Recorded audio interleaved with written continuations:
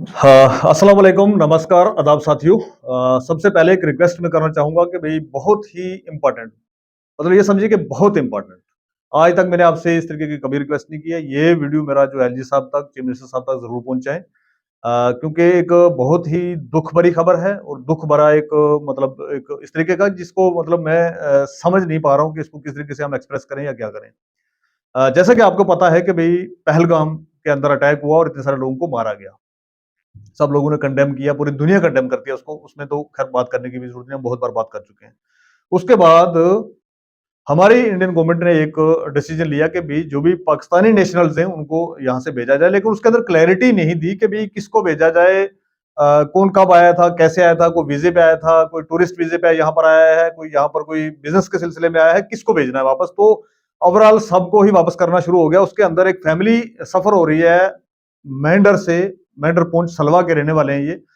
मैं बताना चाहूँगा कि वहाँ से एक इफ्तिखार अली, इफ्तिखार अली जो है वो पुलिस में इस टाइम पे हेड कांस्टेबल हैं और पुलिस में नौकरी करते हुए लगभग 20 साल होने लगे हैं। इनके दूसरे ब्रदर हैं जुल्फ़कार अली, पॉलिटिकल एक्टिविस्ट हैं, सोशल एक्टिविस्ट हैं, काम करते हैं और इनकी 3-4 बहनें। अब थोड़ी-सी ये स्टोरी समझने के लिए है कि भई ये हुआ कैसे? वो रहने वाले सलवा के हैं कब से? From British time. उनके परदादा, लकड़दादा, दादा सारे के सारे जो है सलवा मेंढर के रहने वाले थे। अब जैसे 65 के अंदर क्या होता है कि जंग के जैसे हालात बनते हैं, तो वो एक एरिया ऐसा क्योंकि वो बॉर्डर से लगता हुआ एरिया हमारा मेंढर कंस्टिट्यूंसी जो बॉर्डर से लगती हुई जगह है। तो एक तरीके का वो बॉर्डर ही बन गया उनका एरिया, जो उनकी जमीन थी जहां पर उनका घर था। ये एरिया जो है सलवा, गानी और ये इस तरीके के एरियाज जो हैं ये बन गए, एक तरीके का बॉर्डर बन गई। तो वहां की फौजें यहाँ आ रही, यहाँ के वहां जा रहे हैं। तो उस टाइम पे लोग जो जान बचाने के लिए जिस साइड रास्ता मिलता था उस साइड लोग भागते थे। ये भी किसी से ढकी छुपी बात नहीं है। तो होता क्या है कि इनके फादर साहब, इनके जो दादाजी थे वो यहीं थे और वो यहीं ही रहे। इनके फादर साहब और इनकी मदर जो थे वो उस दरमियान में किसी तरीके से मतलब लाइन के उस पार चले गए। अब जब जंग का फैसला होता है, 3-4 साल 5 साल लगते हैं, थोड़ा सा सहूलत होती है, तो ये अ, वापस जो है अपने घरों का रुख करते हैं। तब इन्होंने पाकिस्तान से बना के थोड़ा सा वो अपना परमिट परमिट बनता था उस टाइम पे कोई, तो वो बना के तो ये वापस जो है अपनी जगह पे आए। अब समझने की बात यह है कि इनके दादाजी की, इस फैमिली के दादा की और परदादा की जो जमीन लगती हुई ब्रिटिश टाइम से लगती हुई आ रही है, इनका रहना ठिकाना जो है वो है सलवा मेंढर का। और मेंढर के अंदर इनको रहते हुए मतलब जनरेशन गुजर गई हैं। उसके बाद जब ये वापस आए थे, इनके फादर मदर वापस आए थे, तब इन बच्चों की उम्र होती है, ये भी समझने की बात है कि जब जो इनका बड़ा बच्चा है उसकी उम्र होती है 2 साल की। ठीक है जी। 2 साल की उम्र के बच्चे को क्या पता जी कौन कहाँ से आ रहा है, कहाँ से जा रहा है। तो ये वापस आते हैं, अपने घर में रहना शुरू करते हैं। 173 कनाल जमीन आज भी इनके परदादा से जो इनहेरिट होकर परदादा से दादा को आई, दादा से फिर इनके फादर को आई और उनके फादर से इनको आई। वो भी डॉक्यूमेंट सारे के सारे इनके अवेलेबल हैं। ये सारा होने के बाद आज जब ये ऑर्डर निकलता है तो उन दो लोगों को, इफ्तिखार को नौकरी से बुला के डिटेन किया गया है। बेली चराना जो चौकी है, बेली चराना चौकी जम्मू में, उसको डिटेन करके रखा गया है, जुल्फकार अली को और इफ्तिखार को। अब इनकी जो सिस्टर थी वो वहां से उनको लाया जा रहा है। अब समझने की बात और दर्द, मतलब जिस चीज पे दर्द हो रहा है वो ये है कि आज ये 7-8 लोग नहीं हैं। ये 2-3 भाई थे, 3-4 बहनें थी, 6-7 लोगों का था परिवार। फादर मदर की डेथ हो चुकी है। फादर इनके का नाम है फकरदीन, जिनकी 1986 में डेथ हो गई है मेंढर में। उनकी कब्र यहीं पर है। इनके बाप की कब्र यहां पर है, इनके दादा की कब्र यहां पर है, इनके परदादा की कब्र भी यहां पर है। तो ये पाकिस्तानी कैसे हो गए, ये समझ से परे है, एक काम। दूसरा, जब ये यहां से गलती से जब उस साइड गए तो ये गए पीओके में। एक तरफ से हमारी सरकार कहती है कि पाकिस्तान ऑक्युपाइड कश्मीर जो है वो हिंदुस्तान का अटूट अंग है, हमने अपनी सीटें वहां पर वैकेंट रखी हैं और हम किसी डॉक्यूमेंट में ये नहीं लिखते कि पाकिस्तान कश्मीर का हिस्सा है। तो मैं, ये सवाल है मेरा एलजी साहब से, होम मिनिस्टर साहब से और यहाँ की जितनी भी एजेंसी जो भी इस टाइम में काम कर रही है, और खासकर नरेंद्र मोदी जी से ये सवाल है कि जब पीओके हमारा हिस्सा है तो पीओके के नेशनल्स को आज पाकिस्तानी नेशनल्स बता के जो है वो वापस पाकिस्तान वाघा बॉर्डर से क्यों भेजना है जी? और समझने की बात ये, दर्द दिल ये है कि दर्द ये, हर कोई इंसान जो दर्द रखता है वो ये कहता है, आज ये 7 लोगों की फैमिली हो गई 150 लोगों की। जिन 7 लोगों को उठा के अब यहां से भेज रहे हैं, अब इफ्तार को भेजेंगे, उनके बच्चों का क्या होगा जी? 6-7 बच्चे हैं उसके। जुल्फकार को भेजेंगे, 5-6 बच्चे उसके हैं। इनकी सिस्टर्स के बच्चे अब जो है वो जवान हो रखे हैं, लेकिन बाकी की जो फैमिली है, छोटे छोटे बच्चे हैं, किसी का 3 साल का बच्चा, किसी का 5 साल का बच्चा, किसी का 8 साल का बच्चा। तो मुझे समझ नहीं आती ये कैसे अंधा एक वो मतलब ऑर्डर बना के आप कैसे लोगों को घरों से दर-बदर करेंगे। अब आज 7 लोगों को आप इनको पकड़ेंगे, 3 बहनें, 4 भाई उनको पकड़ेंगे, वाघा बॉर्डर से उधर पार कर देंगे। पहला सवाल ये कि वो वाघा बॉर्डर से पार होके जाएँगे कहाँ? ना ही उनकी पाकिस्तान में कोई ज़मीन है, ना ही पाकिस्तान में कोई रिलेटिव है आज, ना ही पाकिस्तान के अंदर उनका कोई लेना-देना था तब, ना आज है। तो वो जाएँगे कहाँ, रहेंगे कहाँ? पहली बात। दूसरा सवाल कि भई अगर इन 7 लोगों को यहाँ से भेज दिया जाता तो इनके बच्चों का क्या है जी? इनके बच्चे किसके सुपुर्द रहेंगे? कौन इसकी देख-रेख करेगा? कौन कहाँ से क्या करेगा? और इनको भेजना मतलब ये कैसे आप समझते हैं कि भई लीगल है? एक मतलब अंधा कानून बना के आप एक ऑर्डर करेंगे जी सारे पाकिस्तानी निकल जाओ। ये पाकिस्तानी कहाँ से हुए? जो लोग ब्रिटिश टाइम से यहाँ के रहने वाले हैं वो पाकिस्तानी कैसे हो गए? और पीओके पाकिस्तान का हिस्सा कब से हो गया?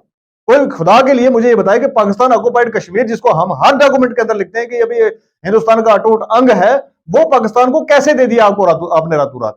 और किसने अथॉरिटी दी? हमारे लॉज के मुताबिक हमारा कानून ये कहता है कि पाकिस्तान ऑक्युपाइड कश्मीर जो है वो हिस्सा हमारा है। आज भी हमने रिजर्वेशन के तौर पर हमारी सीटें वहां से वैकेंट रखी हुई है अपने असेंबली के अंदर। तो ये मतलब दो रास्ते कहां से निकल रहे हैं और कैसे निकल रहे हैं इसके ऊपर मेरी आप सब लोगों से गुजारिश है कि इस वीडियो को इतना शेयर करें कि ये एलजी साहब से तक पहुंच सके, ये होम मिनिस्टर साहब तक पहुंच सके। ये एक इनजस्टिस हो रहा है और सामने सामने इनजस्टिस हो रहा है। ये मैं एक फैमिली की स्टोरी बता रहा हूं। इस तरीके की हजारों फैमिलियां हैं जम्मू कश्मीर के अंदर जो लोग बॉर्डर क्रॉस करके थे मिस्टेकनली। जब जंग हो रही थी, जंग में तो आदमी क्या करता है? जंग में आदमी अपनी जान बचाता है। तो तब इनके पेरेंट्स ने जान बचाते हुए निकल गए। वो आए यहाँ पर, उनको 45-50 साल हो गए रहते हुए। उसके बाद ये 83 के वापसी है इनकी। अगर 65 में भागे, 83 में जब थोड़े से हालात ठीक हो तो वापस आए। अब 83 से 25 में हैं हम आज। अगर 50 साल के बाद आप इन लोगों को बोलोगे जी आप यहां से निकल के वहां चले जाओ, तो ये खुदा के लिए, भगवान के लिए, ऑन ह्यूमैनिटेरियन ग्राउंड ये कहां से सही है?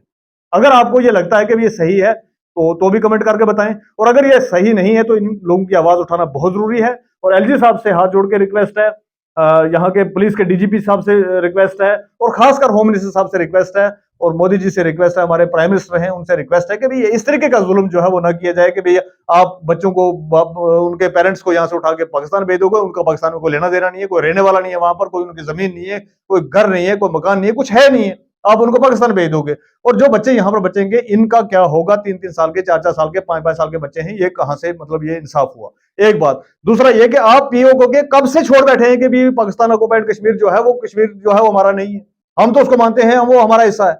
अगर ये उस टाइम पे गलती से, क्योंकि आधा पूंछ हमारा उसमें पड़ता है इस टाइम, डिस्ट्रिक्ट पूंछ है, तहसील मेंढर सलवा के लोग हैं ये, और डिस्ट्रिक्ट पूंछ का आधा हिस्सा आज भी पीओके में है। तो आपने ऐसा कैसे डिसाइड कर लिया कि भाई पीओके जो वो पाकिस्तान को दे दिया आपने कि भाई ये तो पाकिस्तान का हिस्सा है? इसका मतलब तो ये निकल के आता है ना, जबकि हमारा हर कोई कानून, हर कोई डॉक्यूमेंट्स ये कहता है, चीख चीख के कहता है कि पाकिस्तान ऑक्युपाइड कश्मीर हमारा हिस्सा है। तो पाकिस्तान ऑक्युपाइड कश्मीर हमारा हिस्सा है तो वहां के लोग हमारे हिस्सा क्यों नहीं है जनाब? तो ये सवाल है। अगर आपका भी ये सवाल है तो प्लीज हाथ जोड़ के रिक्वेस्ट है, इस वीडियो को इतना शेयर करें कि ताकि एलजी साहब तक पहुंचे, ताकि इन्फॉर्मेशन जो है होम मिनिस्टर साहब तक पहुंचे, और अपने अपने लेवल से सब लोग आवाज उठाएं। इसमें कोई गुनाह नहीं है, कोई जुर्म नहीं है। ये बात करने से हम एंटी नेशनल बिल्कुल नहीं होंगे, क्योंकि सच और हक की बात है। आज वो बच्चे दरबदर हो रहे हैं, वो बच्चे एक तरीके से मैं समझ रहा हूँ यतीम हो जाएंगे। अब उनके पेरेंट्स को उठा के दूसरी कंट्री में डाल दोगे, जंग जैसे हालात बने हुए हैं, तो वो बच्चे किसके सुपुर्द करके जाएंगे और कहाँ रहेंगे? आज बच्चों की स्कूलिंग है, वो सारी चीजें। और साथ ही साथ मैं बता दूं आपको कि भाई ये जो इफ्तिखार है ये पुलिस में है भाई। पिछले 20 साल से पुलिस की नौकरी कर रहा है आदमी, तो ये पाकिस्तानी कैसे हो गया? आज खुदा के लिए इसके ऊपर थोड़ा देखा जाए। मैं तमाम जितने भी हमारे लीडर्स हैं, तमाम मेंढर के लीडर्स, जम्मू कश्मीर के लीडर्स, उनसे भी गुजारिश करूंगा, बात करें यार, खुदा के लिए बात करें। आप चुप करके बैठ जाएंगे और इस तरीके से जुल्म होता हुआ देखते रहेंगे, ये कब तक चलेगा?